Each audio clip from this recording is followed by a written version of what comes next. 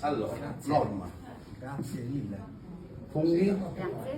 Funghi? Amici di Bella Sicilia, che piatti abbiamo qui?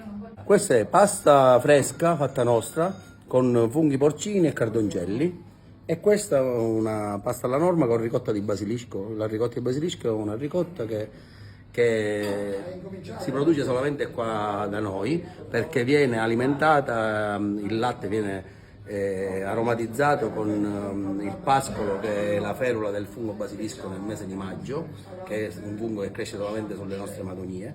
Quindi questo latte aromatizzato col fungo, con la ferula del fungo, viene aromatizzato e quindi viene particolare la ricotta per questo motivo, e quindi viene prodotta solamente da noi.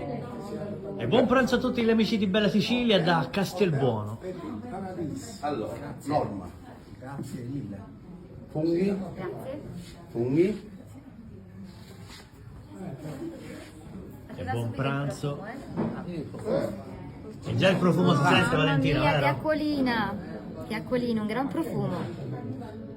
Guarda qui Adriano, Un altro piatto speciale. e tra poco arriva anche il tuo piatto, eccolo lì, ecco, sta arrivando. Poi c'è qua il nostro maialino ibrido, che viene, diciamo, sono i madonnini allo stato brato, e viene preparato con una salsetta al nero d'avola e i funghi di bosco.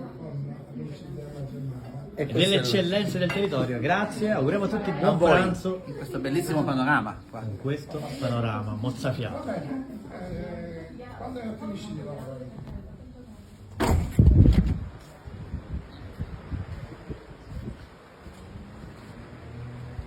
E pranzare in un luogo del genere amplifica i sapori, aumenta il benessere, eleva altamente il grande piacere che viviamo oggi. Guardate. Avete incontrato quando eravate in Sicilia? Ho cominciato a lavorare con